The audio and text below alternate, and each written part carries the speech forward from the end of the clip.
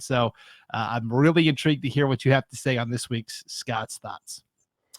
Yeah, this one was interesting just because I couldn't help but try to take this 15 different directions, but it all came back down to handling the spotlight, handling the pressure. And I kept coming back to that word, pressure, because anytime eyes are on you and anytime you're in the spotlight, it comes with a lot of pressure. And so this week, Scott's thoughts are going to be about maybe handling that kind of pressure. And here we go. We've all grown up in the, hearing the phrase that success in sports is 90% mental, 10% physical, and how the mental side of sports is where the winners separate themselves from the losers. Well, when I think about all of this, it fascinates me. The brain, its functions, coupled with the emotions of sports, why we react like we do, why we behave like we do. It's the hidden secret to the success of competition, getting control of the mind. So when I was presented with this topic, I couldn't help but immediately gravitate towards sports psychology and the key to unlocking the mind when it comes to handling the spotlight, how to function under pressure when all the eyes are on you and the moment is no bigger. It reminds me of the kid in my speech class who could voice their thoughts with complete eloquence while sitting at their desk. But when they stood in front of the class, when all eyes were on them, it completely changed. So the question is, why do we fold under pressure? Why don't we shine brightest under the spotlight? And why are we mental dumpster fires when the stakes are high? Why is it that most people run from pressure, but the great ones, they run to it and run through it? Well, the secret is in the mind. I remember some of the elite military exercises that I did back in the day, and every drill, every condition, everything that went wrong was intended to mess with your mind, to test the brain's ability to survive in the most chaotic of circumstances, because when the stakes are high, the pressure can get you killed. Well, that type of mental training is the key to unlocking your mind's potential to handle the spotlight. The question that we struggle with is how? How do we welcome the spotlight and thrive? Well, I think the first thing you have to do before you figure out the how is to understand the why. Why do we collapse under pressure? And what makes us seize up in the big moments? Well, first of all, we have to understand that we are wired for safety and protection, and fight or flight is part of our DNA. And when we are faced with these situations, if we just succumb to the body without engaging the mind, well, we will always choose to run. You have to remember, we are programmed to look at the worst possible scenarios, to think the worst possible things about situations and even people, including ourselves. Remember the old cartoons where someone had a big moment in their life and on one shoulder sat the angel saying, "You will be great, you will do awesome." But lurking over here was the devil. And he is on that other shoulder saying, "You will fail." Well, whose voice do you think is louder? The devil. And that's not by accident. It's how we're programmed. For example, have you ever had a game where you were great? Everyone thought so and told you, but you couldn't enjoy it because all you could think about was the one or two mistakes you made, right? I've been there many times as a player and a coach. And when you step back and you look at the psychology of kids and the way they handle the spotlight and pressure, it's a sensitive issue because kids, especially younger kids, they're wired differently. First of all, kids engage in way too much negative self-talk where they continually tell themselves they aren't good enough and they nitpick their worst qualities. Blame this on society, social media, whatever, but it does tie directly to our current state of mental health. Secondly, their perspective is different. Kids tend to view pressure situations as a chance to fail and be embarrassed. And lastly, the focus is on the result and not the process.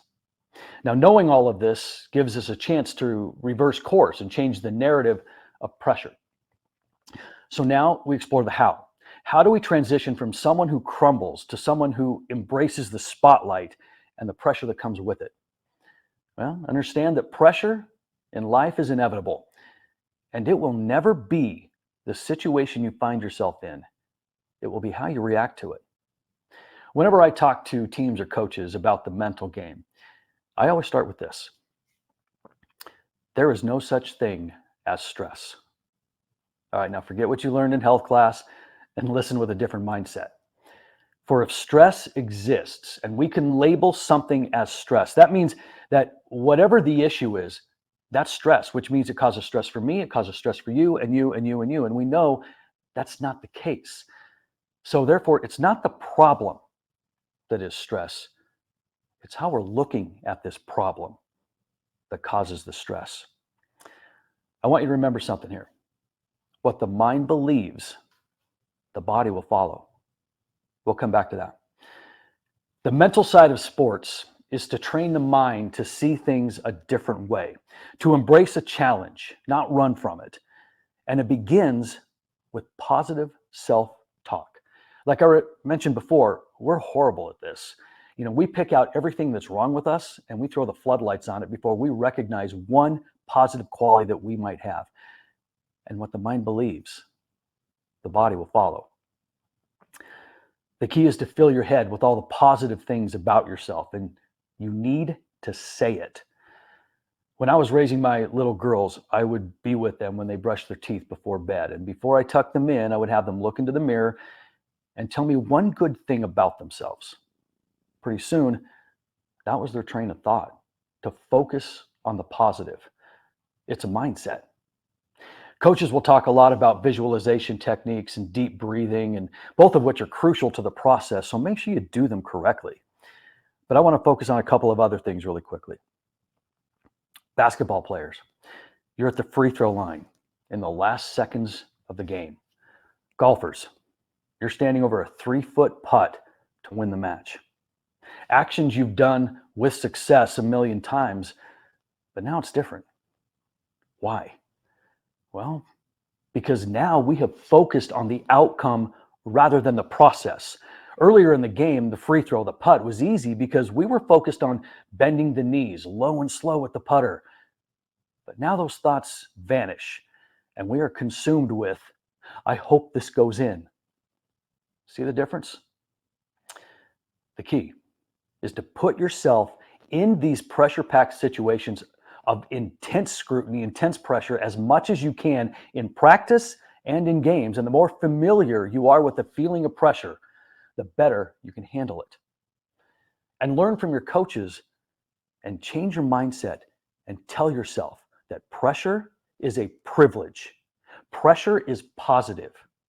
You have the opportunity to do something great when it matters most. And if it doesn't work out, oh well. But what an awesome experience you just had. And you'll draw on that for next time. It's all about the packaging. And what the mind believes, the body will follow. And lastly, no matter what happens in this pressure-packed moment that you find yourself in with sports, success or failure, it is not or ever will be the end of the world if it doesn't go your way. Failing is possible, but being a failure is entirely up to you.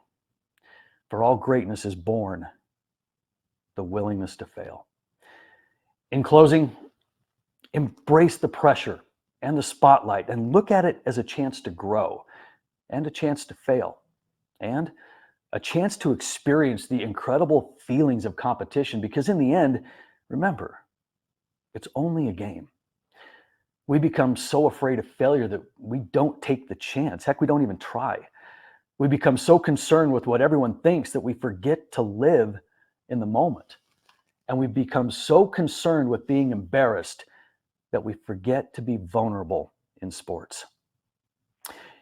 19-year-old Kobe Bryant wanted the basketball for the final shot in every game he played for the Lakers his rookie year. And he missed a lot of those. And we know the legend he became. And he knew that we will never be defined by your last shot, but you could be defined based on how you handle it. And in this world of negativity where it seems There's a psychological demon around every corner, and the pressure of a situation becomes too much for us, and we physically fail. Remember, it's all in the mind. And what the mind believes, the body will follow. And those are Scott's thoughts.